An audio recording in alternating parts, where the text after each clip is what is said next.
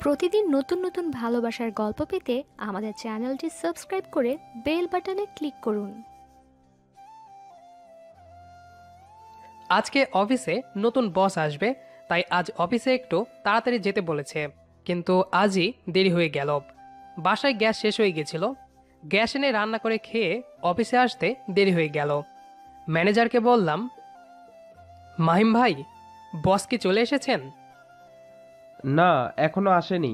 রাস্তায় আছে, এখনই চলে আসবে। ফুলের তোড়াটা হাতে নিয়ে এখানে দাঁড়ান। ওকে ভাই। হুম। আমি ব্যাগ নিজের ডেস্কে রেখে ফুলের তোড়া হাতে নিয়ে দাঁড়িয়ে গেলাম। তারপর ম্যাডাম আসলে তাকে শুভেচ্ছা জানিয়ে নিজের ডেস্কে এসে কাজ শুরু করলাম। আধা ঘন্টা পর মামুন পিয়ন এসে বলল, স্যার, নতুন ম্যাম আপনাকে ডাকে। যাইতেছি। আসতে না আসতেই ডাকাটাকি শুরু করে দিয়েছে। অভদ্র মহিলা কোথাকার। May I come in ma'am? Yeah, come in. Madam, আমাকে ডেকেছিলেন? হুম। কাজ কেমন চলছে? জি, ভালোই। বিয়ে করেছো? দুঃখিত ম্যাম, আমার ব্যক্তিগত কোনো তথ্য আপনাকে দিতে পারবো না। হঠাৎ করে আমার হাত ধরে বলল, আগের কথা ভেবে এখনো রাগ করে আছো? কি করছেন ম্যাম? হাত ছাড়ুন। কোনো কাজের কথা থাকলে বলুন, না হলে আমি যাই। আচ্ছা, যাও। তারপরে এসে কাজ শুরু করলাম। অফিসের লাঞ্চ টাইমের 10 মিনিট পর মামুন আসলো। স্যার, একটা গোপন কথা কইতে আসলাম। কি গোপন কথা? বলে ফেল। একটু আগে ম্যাডাম আমাকে তার রুমে ডাকলো। তো তারপর আপনার কথা শুনলো। আমার কি কথা শুনলো? এই যে শুনলো, আপনি কেন লাঞ্চ করতে যাননি। তুই কি বলেছিস? আমি তো জানি আপনি টিফিন নিয়ে আসতে পারেন না, তাই লাঞ্চ টাইমে কাজ করে অফিস ছুটির আগেই বাড়িতে চলে যান, তাই বলেছি। ভালো করেছিস। আরও আছে। তারপর ম্যাডাম বলল, আপনি কেন টিফিন নিয়ে আসতে পারেন না। তারপর আমি বললাম, আপনি এই শহরে একা থাকেন, তাই টিফিন নিয়ে আসতে পারেন না। বাহ, তুই তো আমার পুরো বায়োডাটা ম্যাডামকে দিয়ে দিয়েছিস। আসলে আমি তো মিথ্যা কথা বলতে পারি না, তাই ম্যাডাম যা জানতে চেয়েছে তাই সব বলে দিয়েছি। ভালো করেছিস। এখন যা, কাজ করতে দে আমাকে। অতঃপর মামুন চলে গেল। আসলে মামুনকে আমি ছোট ভাইয়ের মতো দেখি, তাই ওর সাথে সব শেয়ার করি। আর এই ম্যাডামের নাম হলো নীলা। ইনার সাথে আমি একসময় প্রেম করতাম, কিন্তু তিনি তার ক্যারিয়ার তৈরির জন্য আমাকে ব্লক দিয়ে বিদেশ চলে গেছিল। তারপর আমিও নিজের ক্যারিয়ার গোছাতে শুরু করলাম। এক পর্যায়ে পড়াশোনা শেষ করে এই চাকরিটা পেলাম। এখন সবকিছু ভালোই চলছে, কোনো রকম কোনো ঝামেলা নাই। বর্তমান নিয়ে অনেক ভালো আছি। তাই অতীতের বাজে সময়গুলো আর ফিরিয়ে আনতে চাচ্ছি না। কি বোঝাতে চাইছি নিশ্চয় বুঝতে পেরেছেন। যাই হোক, অফিস শেষ করে অফিসের সামনে একটা টি স্টল থেকে এক কাপ চা আর একটা রুটি খেলাম। তারপর মামুনের জন্য অপেক্ষা করতে থাকলাম। মামুন আর আমি একই এলাকাতে থাকি। প্রতিদিন একাই যাই, কিন্তু আজ যেতে ইচ্ছে করছে না। হঠাৎ নীলা ম্যাডাম গাড়ি নিয়ে আসলো। গাড়িতে ওঠো, তোমাকে পৌঁছে দেই। কোথায় পৌঁছে দেবেন ম্যাম? তোমার গন্তব্যে। আমার গন্তব্য আর আপনার গন্তব্য বিপরীতমুখী, সো আপনি যেতে পারেন। তবুও গাড়িতে আসো, তোমাকে তোমার গন্তব্যে পৌঁছে দিয়েই আমি আমার গন্তব্যে ফিরব। আমার গন্তব্যে হেঁটে যাওয়া ছাড়া বিকল্প কোনো উপায় নেই। ওহ, তাহলে আর কি, যাও। হুম। ম্যাডাম গাড়ি নিয়ে চলে গেল। তারপর মামুন আসলো। তারপর দুজনে মিলে বাড়িতে ফিরে আসলাম। বাড়িতে এসে ফ্রেশ হতেই বাড়ি থেকে ফোন আসলো। হ্যাঁ মা, কেমন আছো? আমি ভালো আছি। তুই কেমন আছিস? তোমাদের দোয়াতে ভালোই আছি। আচ্ছা, শোন, আগামী সপ্তাহে শুভর বিয়ে। তুই এক সপ্তাহের ছুটি নিয়ে বাড়িতে চলে আয়। আচ্ছা মা, দেখি ছুটি নিতে পারি কিনা। ছুটি না দিলে চাকরি ছেড়ে চলে আসবি। তোকে আর চাকরি করতে হবে না। এতদিন যা টাকা কামাই করেছিস তাই দিয়ে একটা ব্যবসা করবি এখানে। আহা মা, থাক না এসব কথা। আচ্ছা, কালকেই বাড়িতে চলে আসবি। আচ্ছা। শুভ হলো আমার জেঠুর ছেলে, আমার থেকে বড়। পরের দিন অফিসে গিয়ে মাহিম ভাইয়ের কাছে গেলাম। মাহিম ভাই, আসবো? হ্যাঁ তানভীর, আসো। বলছি ভাইয়া, আমার তো ছুটি লাগতো, আমি কি আপনাকে মেল করে দিব? আমাকে নয়, নীলা ম্যাডামকে মেইল করবে, কারণ আপাতত অফিসের সব কিছু উনি সামলাবেন। আচ্ছা ভাই। অতঃপর নিজের ডেস্কে এসে নীলাকে মেল করে দিলাম ছুটির জন্য। মেল করা 20 মিনিট পরেই নীলা ম্যাডামের রুমে ডাক পড়ল। আসবো ম্যাডাম? হ্যাঁ আসো। কিছু বলবেন? হুম, আমার 1 সপ্তাহ ছুটি লাগতো ম্যাম। 1 সপ্তাহ ছুটি কি করবে? ম্যাডাম, আমি সব তথ্য মেইলে লিখে দিয়েছি। দেখেছি। আমাকে দাওয়াত দিবেন না বিয়েতে? ম্যাডাম, বিয়েটা আমার কাজিনের, আমার বিয়েতে আপনাকে নিশ্চয় দাওয়াত দিব। আমি না আসলে তোমার বিয়ে হবে কি করে? কি বললেন? কিছু না, তুমি যাও। তোমার ছুটি কনফার্ম। ওকে। তবে ম্যাডাম, যাওয়ার আগে কিছু কথা বলি। হ্যাঁ বলো। এই যে আপনি আমাকে প্রতিদিন কারণ ছাড়া আপনার কেবিনে ডাকেন, এটা কিন্তু অফিসের কোনো স্টাফ ভালোভাবে নেয় না। আপনি বিদেশ থেকে পড়াশোনা করেছেন, ব্যাপারটা আপনি বুঝবেন আশা করি। আর হ্যাঁ, আমার দিকে নজর না দিয়ে নিজের কাজের প্রতি নজর দেন, দেখবেন অনেক বড় বড় কোম্পানি থেকে কাজের অফার পাবেন, আর একদিন দেশের নামকরা ব্যক্তি হবেন। কথাগুলো বলে নিজের ডেস্কে চলে আসলাম। আসার সময় দেখলাম নীলা কাঁদছিল। কাঁদুক, তাতে আমার কিছু যায় আসে না। প্রতিদিনের মতো অফিসের কাজ শেষে বাসাতে ফিরে আসলাম। অফিস থেকে ফিরলেই মা প্রতিদিন ফোন করে, আজও সেটাই। হ্যালো। হ্যাঁ, বাড়িতে রওনা দিবি কখন? এই তো মা, ব্যাগপত্র গোছাচ্ছি, একটু পর রওনা দিব। ও, আসতে বেশি রাত হবে? না, ট্রেনে আসছি, তাড়াতাড়ি পৌঁছাবো। আচ্ছা, সাবধানে আসিস। হুম। ট্রেনের ভিতর বসে বাদাম চিবোচ্ছি। উদ্দেশ্য খুলনা হতে কালীগঞ্জ। প্রায় 2 ঘন্টা ট্রেন ভ্রমণের পর কালীগঞ্জ পৌঁছালাম। বাড়িতে এসে বেশ ভালোই লাগছে। গ্রামে পরিচিত সব মানুষ, বাড়ির সবার সাথে বেশ কথাবার্তা হচ্ছে। বিয়ের তোড়জোড় শুরু হয়ে গেছে বাড়িতে। বিয়ের বিভিন্ন নিয়মকানুন পালন করা হচ্ছে, অনুষ্ঠান হচ্ছে, বেশ ভালোই লাগছে। মোট কথা, এখন বাড়িতে বিয়ের আমেজ চলে এসেছে। দেখতে দেখতে বিয়ের দিন চলে আসলো। এখন আমরা দাঁড়িয়ে আছি বিয়ের বাড়ির গেটে। বেশ কয়েকটা মেয়ে আছে গেটের ভিতর, আর আমরা গেটের বাইরে। গেটের ভেতরে একজনকে দেখে কিছুটা হতাশ হলাম। সে হলো নীলা, আমার অফিসের বস। এই মেয়েটাকে দেখলে কেমন যেন অসহ্য লাগে। এই মেয়েটাকে বিরক্তিকর একটা বস্তু মনে হয়। ভেবেছিলাম বিয়ের গেটে বেয়ানদের সাথে একটু ঝামেলা করব, কিন্তু তা মনে হয় আর করা হবে না। কারণ এখানে কোনো কিছু বলাই বৃথা। কারণ এই কয়দিনে বুঝেছি নীলা আমাকে আবার ফিরে পেতে চাই, তাই আমি যা বলবো তাই মেনে নেবে। কিন্তু আমি আর এই মেয়েটাকে ফিরে পেতে চাই না। আমি বরাবরই অতীতের মূল্যহীন হারিয়ে যাওয়া কিছু ফিরে পেতে চাইনি। নীলা একসময় আমার কাছে মূল্যবান ছিল, তবে নীলা নিজেই নিজেকে আমার কাছে মূল্যহীন করে দিয়েছে। তবে আমার জানতে ইচ্ছে হলো, নীলা এখানে কেন? ভাইয়া, ওই কালো ড্রেস পরা মেয়েটাকে চিনিস? হ্যাঁ চিনি। কেন? কিভাবে চিনিস বল প্লিজ। আরে ও তোর ভাবির বোন, আমার শালি। ভাবির কেমন বোন? তোর ভাবির নিজের বোন। পছন্দ হয়েছে নাকি? আরে না, তোর শালি আমার অফিসের বস। তাহলে তো ভালোই হলো। আর ভালো? এই যে 2 ভাই মিলে কানে কানে কি বলা হচ্ছে? না তেমন কিছু না। জিজু, আপনাকে ভিতরে যেতে হলে 5,000 টাকা দিতে হবে। একটু অবাক হলাম। নীলাকে কখনো আমি এভাবে দেখিনি। আমি জানতাম নীলা এসব ইয়ার্কি ফ্যাজলামি পছন্দ করতো না। এই নিন 6,000 টাকা, এবার আমাদের ঢুকতে দিন।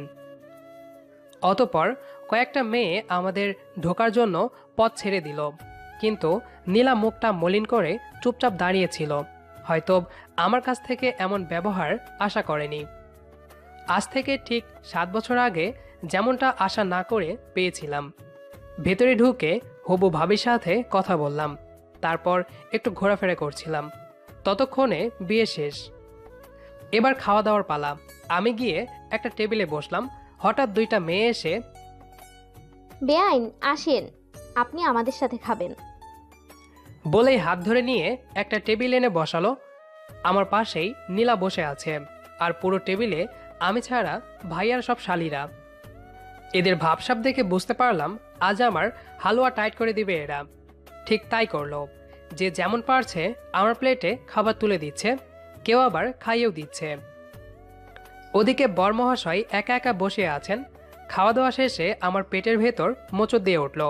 প্রকৃতি বেশ জোরেই ডাক দিয়েছে। অবস্থা ধীরে ধীরে অবনতির দিকে এগোতে লাগলো। কি আর করা, বাইক নিয়ে বাড়িতে চলে আসলাম। আজকে ওখানে থাকার কথা ছিল, কিন্তু ওখানে থাকলে আমি থাকতাম না। পরের দিন একটু বেলা হতেই ভাইয়া ভাবিকে নিয়ে বাড়ি ফিরল। আমি তখনও বাথরুমে টাওয়াল পেঁচিয়ে বাথরুম থেকে বাড়ি আসলাম। তারপর সোজা রুমে এসে খাটের ওপরে ধপাস করে পড়লাম। শরীরের এনার্জি সব শেষ। আ এই মেয়ে, আপনি আমার রুমে কেন? একটু ঘুরতে এসেছিলাম। কারো রুমে পারমিশন ছাড়া ঢুকতে নেই, এটা নিশ্চয় জানেন। আর একেই পারমিশন ছাড়া রুমে ঢুকেছেন, আবার আমার ফোন নিয়েছেন কেন? এমনি। দেখুন, এখানে আপনি আমাদের অতিথি হিসেবে এসেছেন, তাই তেমনভাবেই থাকবেন। এর থেকে বেশি কিছু হলে খুব খারাপ হবে। আমরা কি আবার নতুন করে শুরু করতে পারি না প্লিজ? দেখুন মিস নীলা, আমার মেজাজ খারাপ করাবেন না, তাহলে কিন্তু খুব খারাপ কিছু করে ফেলবো। প্লিজ তানভীর, একটাবার ভাবো। এই বেয়াদব মেয়ে, তোর কানে কথা যায় না? যা আমার রুম থেকে। যা খুশি বলো আমাকে, তবু একটু ভালোবাসো। এই মেয়ে, তুই যদি রুম থেকে না যাস তাহলে আমি এখনই খারাপ কিছু করব, যার জন্য দায়ী থাকবি তুই। আর এজন্য তোর বোনকে সারা জীবন কথা শুনতে হবে। যদি তোর বোনের ভালো চাস তাহলে রুম থেকে বেরিয়ে যা। ঠিক আছে, যাচ্ছি। অতঃপর নীলা রুম থেকে বেরিয়ে গেল। এমনিতেই আমি বদরাগী, আর এই মেয়েকে দেখলে এমনিতেই রেগে যাই। এসব ভাবতে ভাবতেই ঘুমিয়ে গেলাম। বিকালে ঘুম থেকে উঠে রেডি হলাম, একটু বাইরে যাব। বিকালের গ্রাম্য পরিবেশ অনেক উপভোগ করার মতো। বাড়ির উঠানে আসতেই নতুন ভাবি বলে উঠল, দেবর্জি কি বাইরে ঘুরতে যাচ্ছ? হুম। তাহলে আমার বোনকে একটু সাথে নিয়ে যাও। তানভীর, নীলাকে সাথে নিয়ে যা। আসুন বেআইন। জি চলুন। অতঃপর নীলাকে সাথে নিয়েই বের হলাম। তারপর গ্রামের রাস্তা ধরে হাঁটতে লাগলাম। হাঁটতে হাঁটতে একটা হোটেলে গেলাম। সেখান থেকে আমার পছন্দের কিছু খাবার খেলাম। এর ভেতর নীলার সাথে কথা হয়নি। আসার সময় আমি বললাম, সরি বেআইন, তখনকার ব্যবহারের জন্য। ঠিক আছে, তোমাকে একটা অনুরোধ করব, রাখবে? রাখার মতো হলে রাখবো, বলুন। আমাকে নিয়ে শেষবারের মতো একটু ভেবে দেখবে। আপনাকে নিয়ে আবার কি ভাববো? আমাকে শেষবারের মতো সুযোগ দেওয়া যায় না ভালোবাসার? দেখুন, এই সুন্দর বিকালে আমার মেজাজ গরম করার মতো কথা বলবেন না। এখানে আপনি আমার বেয়ান, আর অফিসে আমার বস। এর বেশি কিছু আমি ভাবি না, আর ভাবতেও চাই না। কথাটা মাথায় ঢুকিয়ে নিন। নীলা আমার কথার বিপরীতে কোনো কথা বলল না, চুপচাপ হেঁটেই বাড়িতে ফিরে আসলো। পরের দিন বাড়িতে বৌভাতের অনুষ্ঠান, বাড়িতে অনেক লোকজন।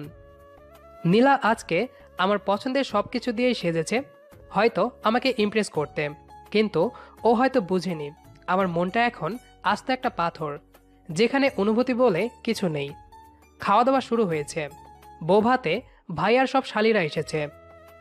আমি তাদের নিয়ে একটা টেবিলে বসলাম। সেদিনের প্রতিশোধ তুললাম আজকে। বিয়ের অনুষ্ঠান ভালোভাবে শেষ হলো। নীলাও বাড়ি চলে গেছে। 2টা দিন বাড়িতে শান্তিতে কাটালাম। তারপর আবার ফিরে এলাম সেই চিরচেনা শহরে। এসে আবার আগের রুটিনে জীবন চলতে লাগলো। আগের মতোই নীলা অফিসে আমাকে জ্বালাচ্ছে।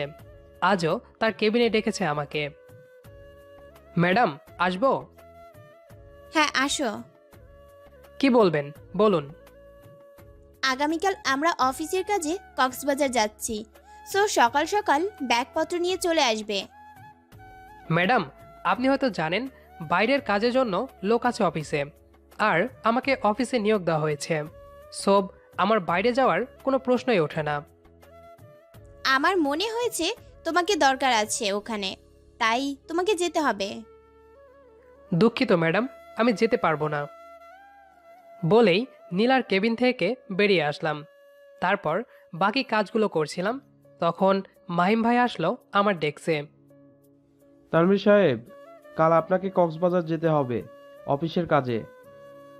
কিন্তু স্যার, আমাকে জয়েনিংয়ের সময় বলা হয়েছিল আমাকে শুধু অফিসের কাজের জন্য নিয়োগ দেওয়া হয়েছে, তাছাড়া বাইরের প্রজেক্টের জন্য আলাদা লোক নিয়োগ দেওয়া আছে। তারা সবাই অন্য প্রজেক্টে যাবে, লোক সংকট, তাই আপনাকে যেতে হবে। সিও ফোন করে বলেছে। ওকে স্যার, আমি যাব।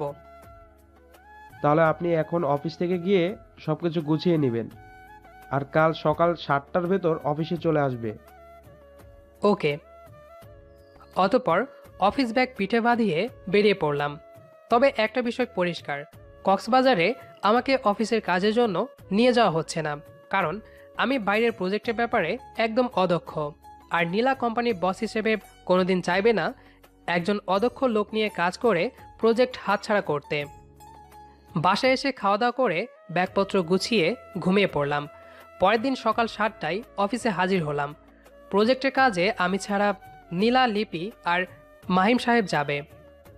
আমরা অফিসের গাড়িতেই যাব। মাহিম সাহেব ড্রাইভ করছেন, আর তার পাশে লিপি আছে।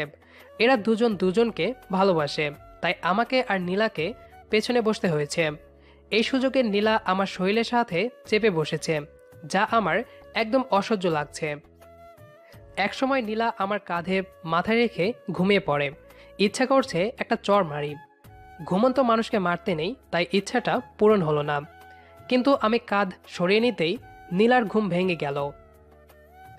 এইবার কেমন যেন আমার রাগ বেড়ে গেল, তাই রেগে গিয়ে বললাম, ম্যাডাম, আমার সাথে এত চিপকাই বসছেন কেন? গাড়িতে কি জায়গা কম হয়ে গেছে? আর আমার কাঁধ কি সরকারি পাইছেন যে মাথা রেখে ঘুমাচ্ছেন? আমার কথা শুনে মাহিম স্যার গাড়ি থামালেন এবং জিজ্ঞাসা করলেন, কোনো সমস্যা তানভীর সাহেব? আমি ম্যাডামের সাথে পেছনে বসতে পারবো না। আচ্ছা, তুমি সামনে আসো, আর লিপি পিছনে যাও।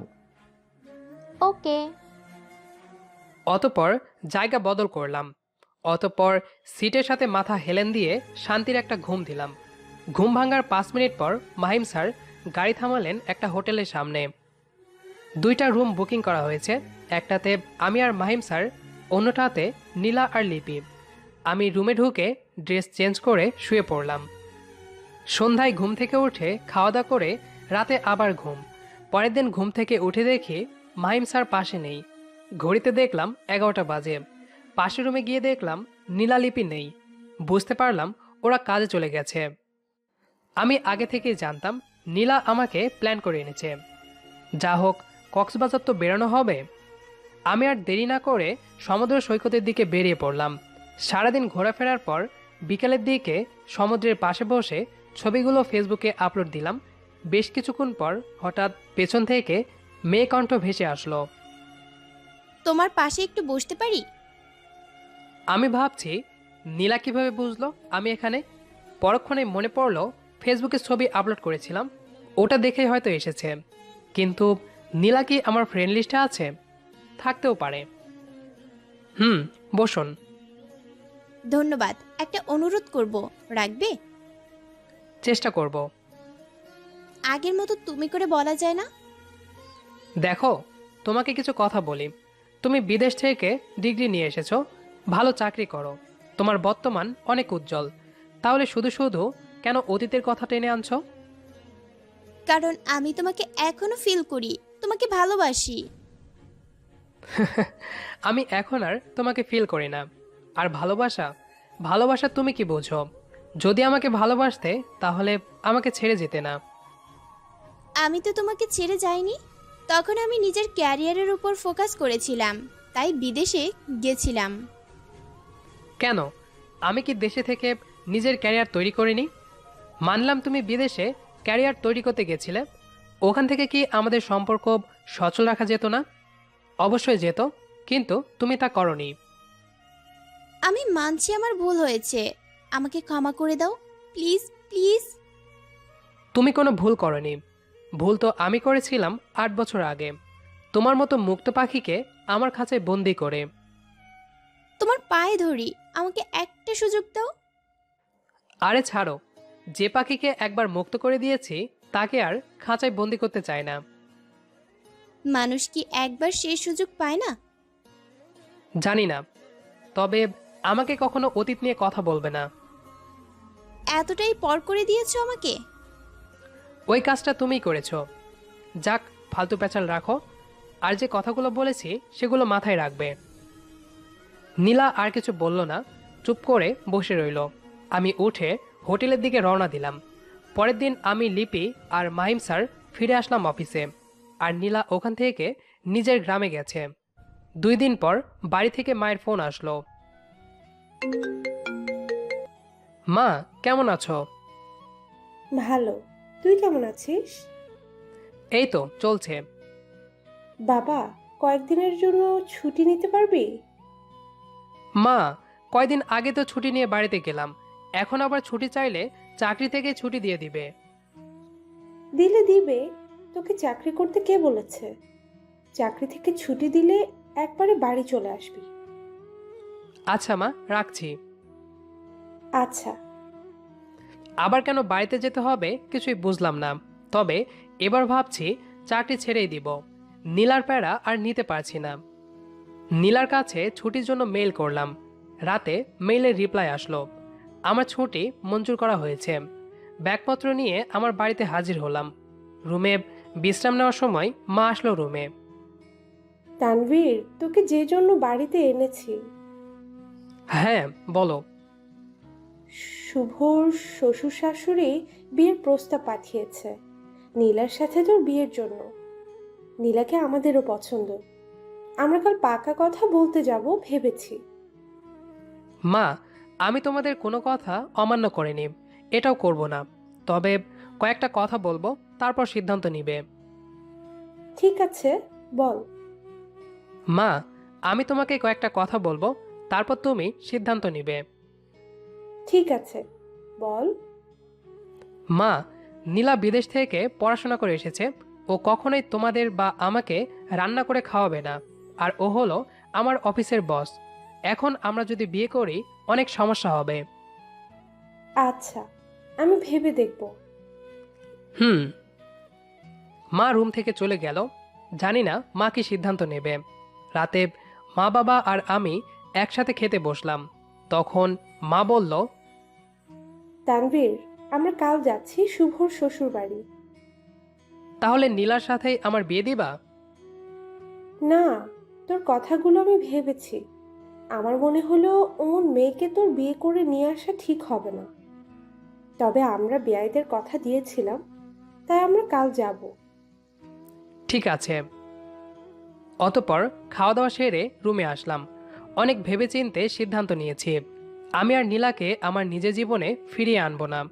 যা চলে গেছে তা গেছে। আমি চাই না এই মেয়েকে আর সুযোগ দিতে। সব চিন্তা ভাবনা শেষে ঘুমিয়ে গেলাম। সকালে ঘুম থেকে উঠে ফ্রেশ হয়ে নিলাম, কারণ নীলাদের বাড়িতে যেতে হবে। অতঃপর আমি, বাবা, মা আর ভাবে মিলে বেরিয়ে পড়লাম নীলাদের বাড়ির উদ্দেশ্যে। নীলাদের বাড়িতে পৌঁছানোর পর আমাদের বসতে দেওয়া হলো। আমি, মা, বাবা 3 জনে বসলাম, আর ভাবি কাজে লেগে গেল। এখানে আসার পর নীলার সাথে একবার দেখা হয়েছে। ওকে দেখে বোঝা যাচ্ছে ও খুব খুশি হয়েছে, কিন্তু ও বেশিক্ষণ খুশি থাকতে পারবে বলে আমার মনে হয় না। এক পর্যায়ে সবাই একসাথে হলো। নীলা নাস্তা দিতে আসলো, আমার কাছে এসেই চোখ মারল। আমি তখন একটা তাচ্ছিলের হাসি দিলাম। তারপর মা বললেন, দেখুন বিয়াই, আমরা আপনাকে কথা দিয়েছিলাম আপনার মেয়েকে দেখতে আসবো, তাই এসেছি। তবে আমরা এই বিয়ের ব্যাপারে এগোতে চাই না। কেন? এই ব্যাপারে আর না জ্ঞানের কারণ? কারণটা আমি বলছি। আপনার মেয়ে উচ্চশিক্ষিত, তার তুলনায় আমি কিছু না। আর আপনাদের হয়তো জানা নেই, আমি যেখানে জব করি আপনার মেয়ে সেখানকার বস। আপনার মেয়ে আমার থেকেও ভালো ছেলে ডিজার্ভ করে, এটাই কারণ। তাহলে বেয়াই আমরা উঠি? হ্যাঁ আসুন, আপনারা যখন চান না তখন আর কথা না বাড়ানোই ভালো। আচ্ছা, আসি তাহলে। অতঃপর আমরা বেরিয়ে আসলাম। আসার সময় দেখলাম নীলার মুখটা কেমন অন্ধকার হয়ে গেছে, আর ভাবি বেশ রেগে গেছে। তবে নীলার বাবা আমার সিদ্ধান্তে খুশি হয়েছে বলে মনে হচ্ছে। তার মুখ দেখে বোঝা যাচ্ছে তিনি কোনো ভুল কাজ করতে যাচ্ছিলেন। আমরা তাকে সঠিক পথ দেখালাম। বাড়িতে থাকাকালীন এক সন্ধ্যায় শুভ ভাইয়া আমার রুমে আসলো। কি রে ভাই, তুই নীলাকে কেন বিয়ে করবি না? সে অনেক কাহিনী। বল আমাকে। অতঃপর ভাইয়াকে সবটা বললাম। কি বলবো ঠিক বুঝতে পারতেছি না, তবে বলতে বাধ্য হচ্ছি। তুই নীলাকে বিয়ে কর। তোর চলে আসার পর থেকে নীলা এখনো কিছুই খায়নি, খাওয়া দাওয়া বন্ধ করে দিয়েছে, ঠিকমতো খাচ্ছে না। এজন্য তোর ভাবি রেগে বলেছে নীলাকে তুই বিয়ে না করলে ও আর এই বাড়িতে আসবে না। আচ্ছা ভাইয়া, তুমি মায়ের সাথে কথা বলো, আমি রাজি। আচ্ছা ভাই। বিয়েতে রাজি হলাম শুধুমাত্র জেঠুর পরিবারের জন্য, কারণ জেঠিমা অসুস্থ, তাই ভাবি না আসলে ওদের অনেক কষ্ট হবে। শেষমেশ নীলাকে বিয়ে করেই নিলাম। বাসর ঘরে ঢুকতেই নীলা আমাকে সালাম করলো। হয়েছে, থাক। দেখো, বিয়েটা করতে তোমরা বাধ্য করেছো আমাকে, তাই আমি তোমাকে মেনে নিতে পারছি না। আমি তোমাকে মেনে নিতে বাধ্য করব। চেষ্টা করে দেখতে পারো, তবে সফল হবে না। নীলা কখনো কোনো কিছুতে অসফল হয়নি। ভালো। অতঃপর আমি ড্রেস চেঞ্জ করে ঘুমিয়ে পড়লাম। শুরু হলো আমার দাম্পত্য জীবন। আমি আর শহরে যাইনি, এখানেই একটা ব্যবসা করছি। তবে অবাক হওয়ার বিষয়, নীলা চাকরিটা ছেড়ে দিয়েছে, আর বাড়ির সব কাজ ও নিজেই করে, আর গ্রামের একটা স্কুলে পড়ায়। আমাকে যখন বিয়ে করবি, গ্রামের বধূ হয়ে থাকবি, তাহলে 7 বছর আগে কেন ছেড়ে গেলি? কেনই বা বিদেশ থেকে পড়াশোনা করলি? মেয়েদের মন বোঝা বড় দায়। নীলার এমন পাল্টিয়ে যাওয়া দেখে আমি আবার ওর প্রেমে পড়ে গেছি। আমি নীলার প্রেমে এতটাই বিভোর হয়ে গেছি যে আমাদের ভেতর শারীরিক সম্পর্ক তৈরি হয় একবারের মতো। নীলাভ আমার বুকে মাথা রেখে শুয়ে আছে। দেখেছো, বলেছিলাম না আমি ভালোবাসা আদায় করে নিব। সেটা আমি করেছি। তা মশাই, আপনার সব রাগ অভিমান গেল কই এবার? তোমার এমন পরিবর্তন আর ভালোবাসাতে সব রাগ অভিমান পালিয়ে গেছে। আচ্ছা, একটা কথা বলো, আমাকে যখন ভালোবাসো, বিয়েও করেছো, তাহলে বিদেশ কেন গেছিলে? তুমি এখন আমার স্বামী, তাই তোমার কাছে কিছু লুকাবো না। আমি বিদেশ গেছিলাম চিকিৎসা করাতে, পাশাপাশি পড়ালেখাও করেছি। কিসের চিকিৎসা? আমার ক্যান্সার ধরা পড়েছিল ফার্স্ট স্টেজে, তাই ডাক্তার বলেছিল উন্নত চিকিৎসা নিলে ক্যান্সার নিরাময় করা যাবে। তাই বাবা আমাকে বিদেশে পাঠিয়েছিল। এই কথাটা তখন আমাকে বলনি কেন? আমি ভেবেছিলাম আমি আর বিদেশ থেকে বেঁচে ফিরবো না, তাই তখন তোমার সাথে ব্রেকআপ করে দেই। সরি। সরি কেন বলছো? ভালোবাসি বলো। আমি যে তোমাকে স্বামী হিসেবে পাবো এ আশা ছেড়েই দিয়েছিলাম। অতীতকে মনে রাখতে হবে না। ভালোবাসি লক্ষ্মী বউ। আমিও খুব খুব ভালোবাসি। আমি নীলার কপালে আলতো করে একটা চুমু দিলাম, সাথে সাথে ও আমাকে শক্ত করে জড়িয়ে ধরলো। গল্পটি কেমন লেগেছে সেটি অবশ্যই কমেন্ট করে জানাবেন। আর নিয়মিত এরকম ভালোবাসার গল্প শুনতে আমাদের চ্যানেলটি সাবস্ক্রাইব করে আমাদের সাথেই থাকবেন। ধন্যবাদ সবাইকে।